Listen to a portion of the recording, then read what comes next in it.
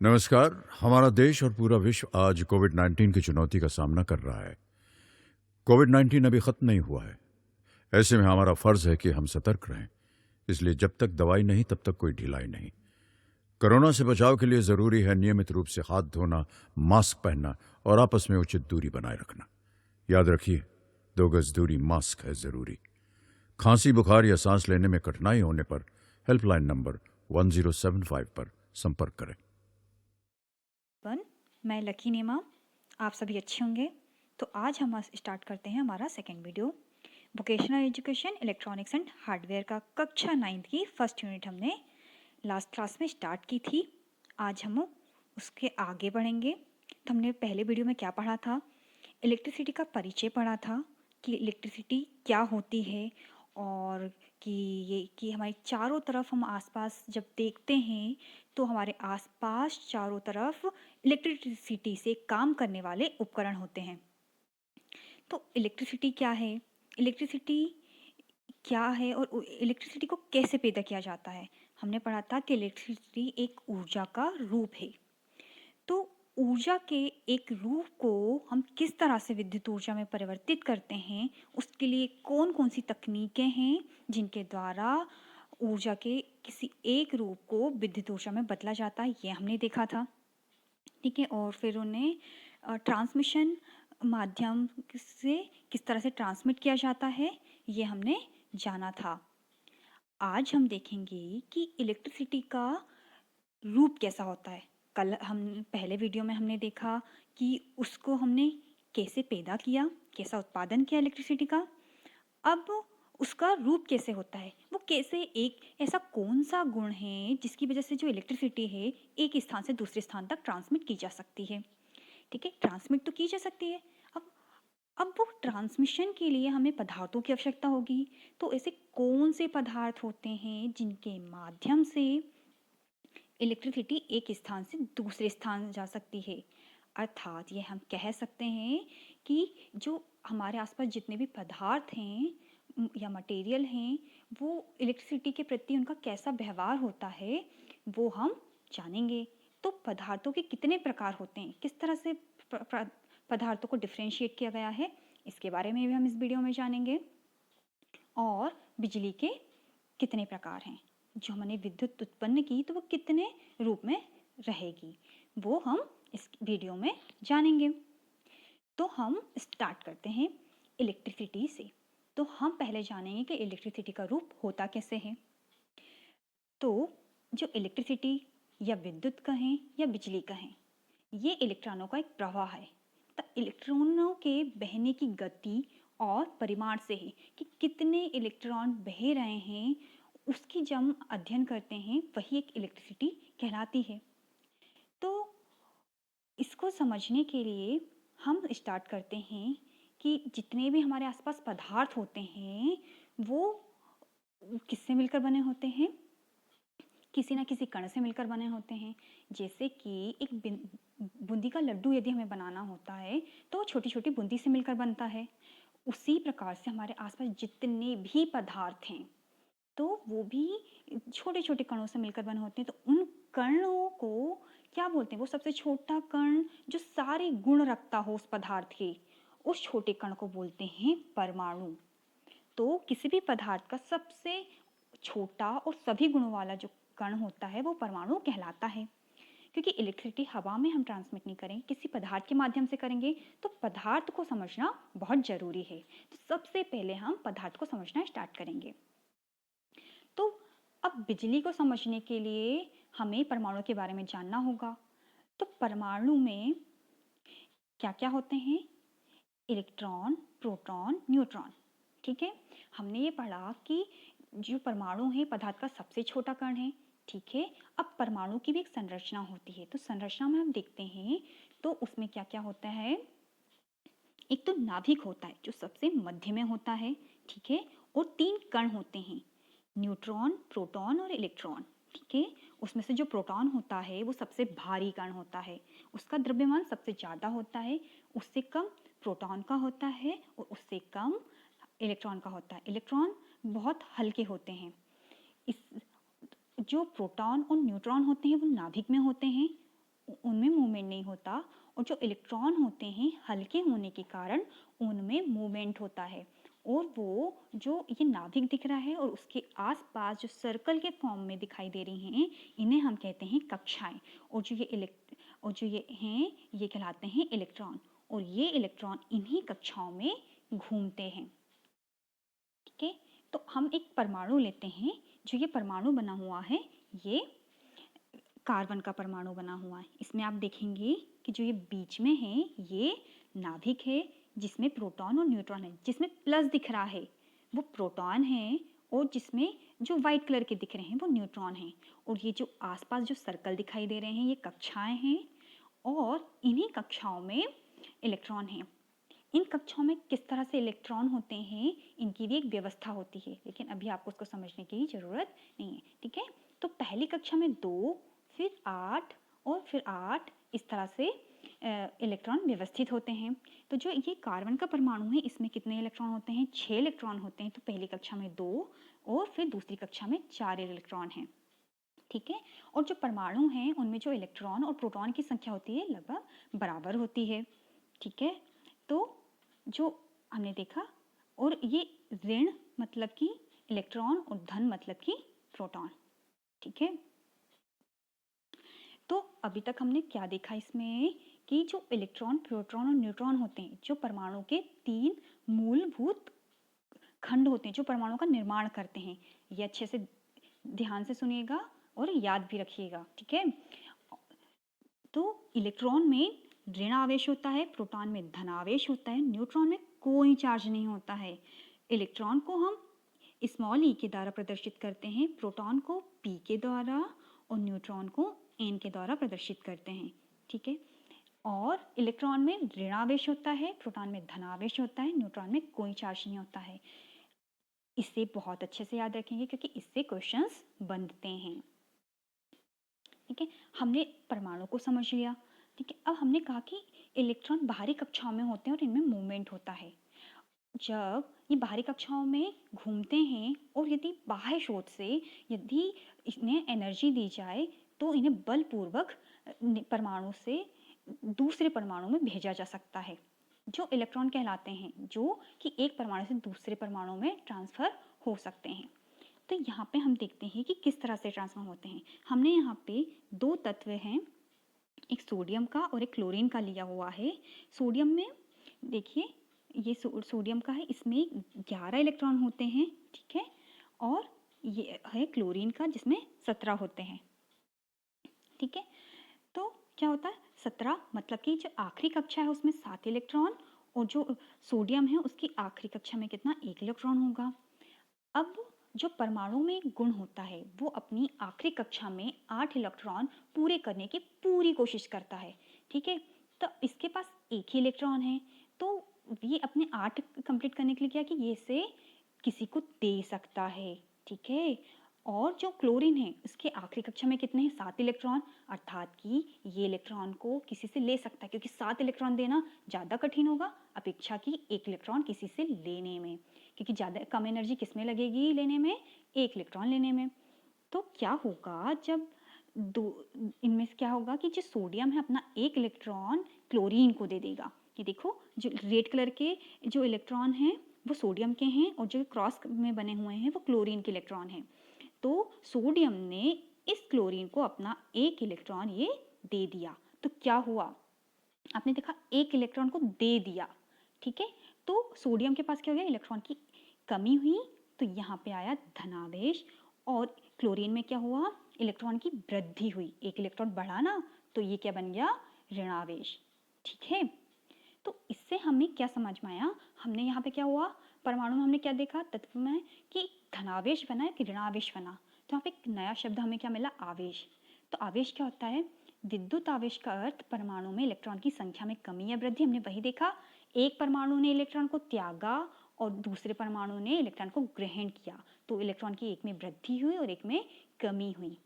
तो आवेश की, ठीक है, तो आवेश की यहाँ पे इकाई होती है, उसे बोलते हैं हम कूलम्ब, और एक कूलम्ब बराबर होते हैं 6.242 इंटू 10⁻18 इलेक्ट्रॉन। ठीक है, तो यहाँ से पहला हमारा क्या निकला, आवेश, ठीक है, और इसे Q से प्रदर्शित करते हैं। और आवेश क्या है, इलेक्ट्रॉन की जब परमाणु में कमी या वृद्धि होती है तब आवेश बनता है, ठीक है। इन जनरल क्या होता है कि जो सारे होते हैं वो न्यूट्रल अवस्था में होते हैं एटम, ठीक है। जब कमी, इलेक्ट्रॉन की कमी होती है, देखो यहाँ पे आप यदि देखेंगे तो न्यूक्लियस में क्या हुआ, पॉजिटिव आयन की वृद्धि दिख रही है, इलेक्ट्रॉन कम दिख रहे हैं, तो मतलब ये क्या हो गया, पॉजिटिवली चार्ज है, मतलब कि ये धनावेशित कण बन गया, परमाणु बन गया। अब इसमें हम देखेंगे तो क्या हुआ, यहाँ पे न्यूक्लियस में पॉजिटिव कम है एज कम्पेयर टू किसके, जो बाहरी कक्षा में इलेक्ट्रॉन देख रहे हैं उसकी, तो इसलिए ये क्या बना रहा है, नेगेटिव चार्ज पार्टिकल, ठीक है। तो हमने क्या देखा, दो प्रकार के आवेश बनते हैं, कौन सा, एक धनावेश और ऋणावेश। तो इनके मध्य भी एक संबंध होता है, वो संबंध क्या है कि जो धनावेश है और जो ऋणावेश है वो एक दूसरे को आकर्षित करते हैं, इनके मध्य आकर्षण का गुण पाया जाता है, धनावेश और ऋणावेश के मध्य, ठीक है। और जो धनावेश और धनावेश होता है उनके मध्य प्रतिकर्षण होता है, और जो ऋणावेश और ऋणावेश होता है उनके मध्य भी प्रतिकर्षण होता है। यहाँ से आपको एक बात बहुत अच्छे से समझ में आएगी, जैसे बैटरी आपने सभी ने देखी होगी, बैटरी में आपने देखा होगा एक जगह लिखा रहता है धन, एक जगह रहता है ऋण। तो क्या होता है, इलेक्ट्रॉन किसमें होते हैं, जिसमें ऋण ज़्यादा है इलेक्ट्रॉन, तो वहाँ पर अधिकता है, तो इलेक्ट्रॉन क्या होता है, धनावेश से आकर्षित होते हैं। जब आप एक तारों के माध्यम से जोड़ देते हैं ना, पूरा एक सर्किट बनाते हैं, तो क्या होता है कि जो इलेक्ट्रॉन होते हैं, क्योंकि एक पाथ मिल गया तो इलेक्ट्रॉन आकर्षित होकर धनावेश की ओर चलना प्रारंभ करते हैं, तभी तो करंट बहती हो। इसके बारे में आपको आगे की कक्षा में बहुत अच्छे से समझ में आएगा। इसलिए तो धनावेश और ऋणावेश के बीच आकर्षण होता है, इसी गुण की वजह से धारा बहती है। इसके बारे में हम आगे की कक्षाओं में पढ़ेंगे, ठीक है। तो यहाँ से अब हमें समझ में आया कि आवेश क्या हुआ उनके, मतलब अब इलेक्ट्रॉन मतलब एक आवेश हुआ, ठीक है। तो ये आवेश सब मूवमेंट कैसे करता है, तो वो किसी ना किसी पदार्थ में करता होगा। तो किसी पदार्थ के अंदर जो मुक्त इलेक्ट्रॉन होते हैं, हमने कहा ना बाहरी कक्षाओं में होते हैं, वो यदि बाहरी स्रोत से यदि उससे ऊर्जा मिलती है तो वो मूवमेंट करने लगते हैं, तो एक बिंदु से दूसरे बिंदु चल सकते हैं। जब एक बाहरी स्रोत से उसे जोड़ा जाता है, तो जब बाहरी स्रोत से जोड़ा जाता है तो इलेक्ट्रॉनों का प्रयोग क्या होता है, एक दिशा में वो चलने लगते हैं। देखिए, जब यदि नॉर्मल अवस्था में होता है, न्यूट्रल अवस्था में होता है, तो उसके इलेक्ट्रॉन किसी भी दिशा में होते हैं, इलेक्ट्रॉन किसी भी दिशा में मूवमेंट स्थित होते हैं। लेकिन जब यदि बाहरी स्रोत से जोड़ा जाता है तो क्या देखो, किसी सारे के सारे एक ही दिशा में मूवमेंट करने लगे। ये इससे और अच्छे से समझ में आएगा आपको। ये देखिए, ये हमारा वही चालक तार है, इसके जो इलेक्ट्रॉन थे हमने बैटरी की सहायता से इसे जोड़ दिया। तो क्या हुआ कि अभी जो इलेक्ट्रॉन है, ये सारे इलेक्ट्रॉन हैं, क्या हो रहा है, अब वो ये पॉजिटिव टर्मिनल दिख रहा है, इससे आकर्षित हो रहे हैं। इसमें क्या होता है, ऋणावेश होता है, और इसमें धनावेश है बैटरी का। तो ये सारे के सारे इलेक्ट्रॉन आकर्षित होकर इस तार के माध्यम से यहाँ तक पहुँचने की कोशिश कर रहे हैं। तो मैं आपको इसमें ये समझाना चाह रही हूँ कि इलेक्ट्रॉन आकर्षित होकर इस तरह से गति करते हैं, ठीक है। Direction of flow of electron ये दिखा रहा है, और डायरेक्शन ऑफ इलेक्ट्रिक करंट इस डायरेक्शन में है, ठीक है। तो आपको कंडक्टर के अंदर इलेक्ट्रॉन मूवमेंट करते हैं, ये समझ में आया। हमने क्या देखा कि एक तार के अंदर किस तरह से इलेक्ट्रॉन का प्रभाव होता है, ये हमने बारीकी से देखा, ठीक है। तो जो देखिए कि ये पदार्थ, अब यहाँ पर आ गया पदार्थ, तो इलेक्ट्रॉन के मूवमेंट करने के क्या सभी पदार्थ में धारा बहती होगी? नहीं, लकड़ी कुचालक होती है, कभी आपने लकड़ी में से धारा प्रवाहित होते हैं देखा है? नहीं। तो इसलिए पदार्थों का भी वर्गीकरण कर दिया गया है, उनकी इलेक्ट्रॉनों के प्रति व्यवहार, इलेक्ट्रिसिटी के प्रति उनके व्यवहार के अनुसार, ठीक है। कुछ पदार्थ अपने में से इलेक्ट्रॉन का मूवमेंट होने देते हैं, कुछ नहीं होने देते हैं। इस आधार पर पदार्थों को तीन प्रकार में बांटा गया है, पहला चालक, दूसरा कुचालक, तीसरा अर्धचालक। तो वन बाय वन हम इन्हें अब देखते हैं। पहला होता है चालक, ठीक है। ऐसे पदार्थ जिनमें से इलेक्ट्रॉन बहुत आसानी से स्थानांतरित हो सकते हैं क्या कहलाएंगे? चालक पदार्थ। ये जो ये पॉइंट्स होते हैं इन्हें बहुत अच्छे से सुनिएगा और समझिएगा। ठीक है, तो ऐसे कौन कौन से पदार्थ होते हैं जिनमें से इलेक्ट्रॉन बहुत आसानी से स्थानांतरित हो सकते हैं? तांबा, एल्यूमिनियम, ये विद्युत के क्या कहलाते हैं? चालक कहलाते हैं। इसके अलावा स्टील, ब्रॉन्ज और चांदी, और चांदी बहुत अच्छा चालक होता है इलेक्ट्रिसिटी का, लेकिन इसका इस्तेमाल बहुत कम या नहीं किया जाता है। क्यों? क्योंकि चांदी बहुत महंगा होता है।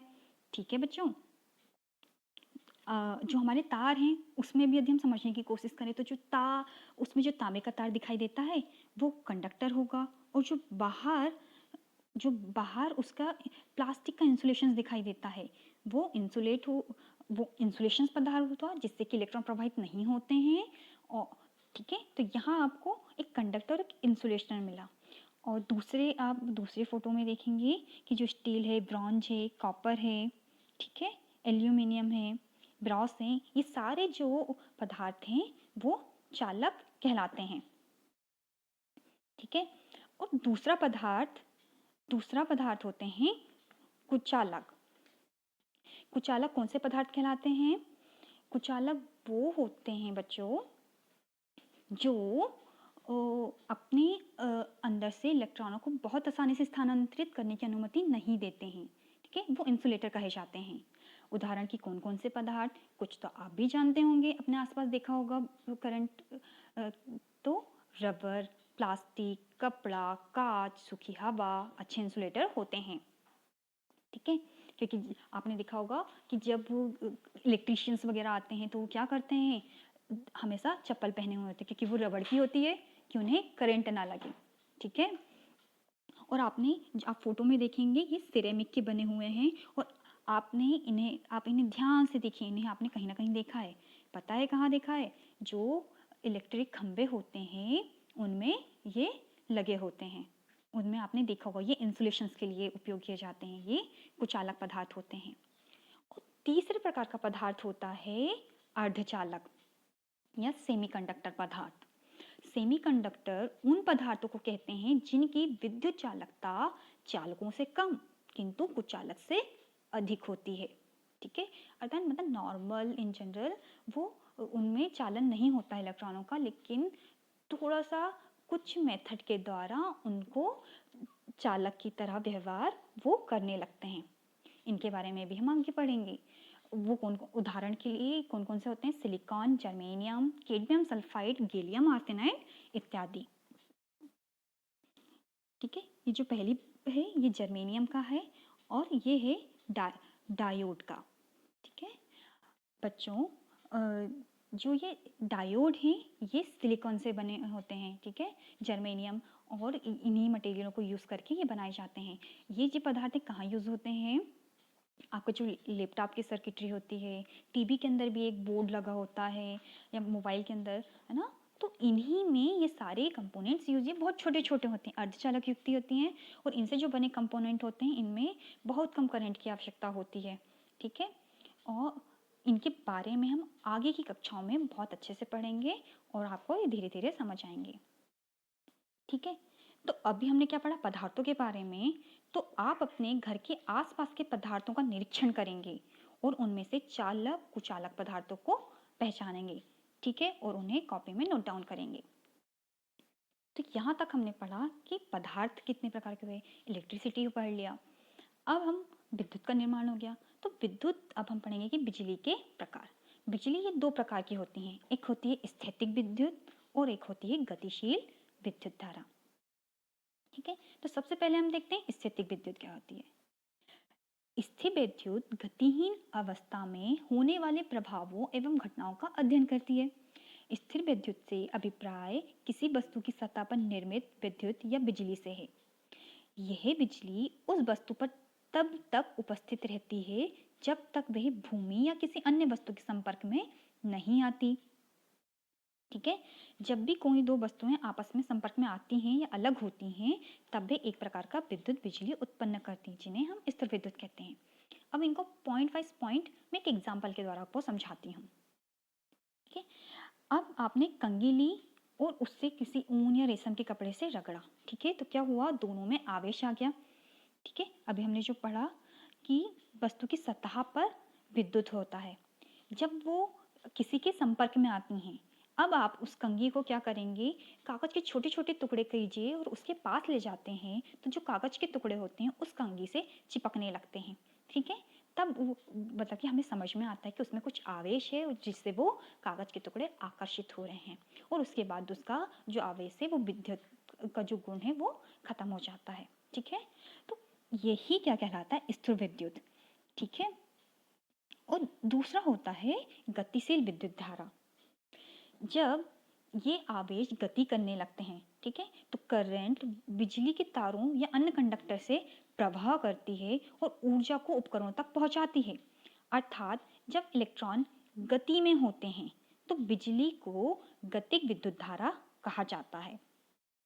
गतिक विद्युत धारा संग्रहित नहीं की जा सकती, स्टोर करने के लिए हमें इसे स्थितिक विद्युत में बदलना होता है। ठीक है, जब तक आवेश गति में होंगे तो वो गतिशील कहलाएगी, और जब आवेश स्थिर हो जाएंगे, ठीक है, तो वो स्थितिक विद्युत में आएगी। तो गतिशील विद्युत का उदाहरण क्या हुआ कि जो ट्रांसमिशन तार हुए हैं उनके माध्यम से बहने वाला करंट गतिक विद्युत का उदाहरण है।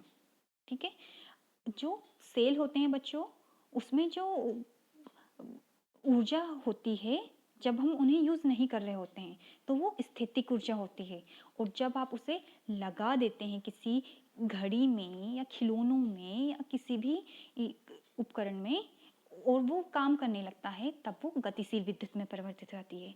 तो सेल से एक और क्वेश्चन बनता है, हमने लास्ट टाइम देखा भी था लास्ट वीडियो में, कि उसके अंदर कौन सी रासायनिक ऊर्जा होती है जो किस में बदलती है, विद्युत ऊर्जा में बदलती है। तो आप एक प्रयोग कीजिएगा घर में, क्या करेंगे, कंघी को लेंगे और किसी ऊन के या सूखे कपड़े के साथ कुछ समय के लिए उसको रगड़ेंगे। ठीक है, वो कागज के छोटे छोटे टुकड़े कर लेंगे और कंघी को उसके पास में ले जाएंगे, फिर देखना कि क्या होता है। ठीक है, ये एक छोटा सा प्रयोग है, आप इसे घर पे जरूर करके देखें। अभी तक हमने जो भी पढ़ा उसके आधार पे कौन कौन से क्वेश्चंस बन सकते हैं उनको अब हम डिस्कस करते हैं। सबसे पहला कौन सा, कहाँ से स्टार्ट करें, कि जो हमने पढ़ा था परमाणु, तो उससे पहला क्वेश्चन क्या बनेगा कि सभी पदार्थों के मूल निर्माण खंड कौन से हैं। ठीक है, तो हमने क्या देखा था, परमाणु होता है सबसे छोटा कण, तो और परमाणु में क्या क्या होते हैं, इलेक्ट्रॉन, न्यूट्रॉन और प्रोटॉन। तो सही आंसर क्या हुआ, का। ठीक है, और एक क्वेश्चन और बन सकता है कि पदार्थ का सबसे छोटा कण क्या कहलाता है। ठीक है, ये खाली स्थान में या किसी सही गलत में आ सकता है, तो आप क्या लिखेंगे, परमाणु। हम जो चीज़ें पढ़ रहे हैं या फिर वस्तुनिष्ठ प्रश्न पढ़ रहे हैं ये सही गलत में भी आ सकते हैं या खाली स्थान में भी आ सकते हैं। ठीक है, दूसरा क्वेश्चन क्या बन सकता है, इलेक्ट्रिक चार्ज किसके द्वारा उत्पन्न होता है। कैसे, घिसने से। हमने कहा था ना कि हमने क्या किया था, कंघी को ऊन के कपड़े से घसा था, तो चार्ज किसके द्वारा उत्पन्न होता है, घिसने से, इन दिए हुए एग्जाम्पल में से। ठीक है, अब अगला क्वेश्चन है, एक इलेक्ट्रॉन में कौन सा चार्ज होता है। मैंने कहा था ना जो वो टेबल है उसे अच्छे से ध्यान में रखेंगे। ठीक है, तो इलेक्ट्रॉन में कौन सा चार्ज होता है, नेगेटिव चार्ज होता है। अगला क्वेश्चन, एक प्रोटॉन में कौन सा चार्ज होता है, कौन सा चार्ज होता है, पॉजिटिव। और एक न्यूट्रॉन में कौन सा चार्ज होता है, कौन सा चार्ज होता है, कोई भी नहीं, कोई आवेश नहीं होता, इसलिए 0।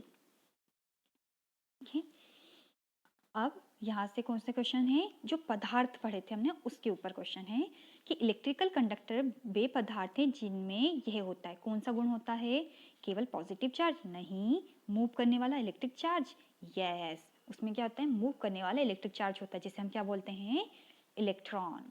ठीक है, तो आज की कक्षा में हमने क्या पढ़ा कि इलेक्ट्रिसिटी किस रूप में होती है, चार्ज के रूप में। कौन सा चार्ज होता है, इलेक्ट्रॉन। ठीक है, इलेक्ट्रॉन ही बहते हैं, उसी से इलेक्ट्रिसिटी बनती है, उसी के प्रवाह को इलेक्ट्रिसिटी कहा जाता है।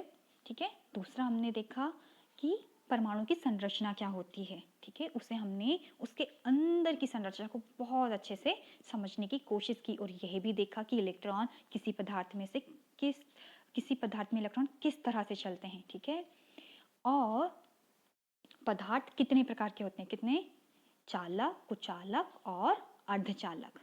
और उसके बाद हमने पढ़ा इलेक्ट्रिसिटी के प्रकार, कितने प्रकार की, 2 प्रकार की, स्थैतिक और गतिक इलेक्ट्रिसिटी।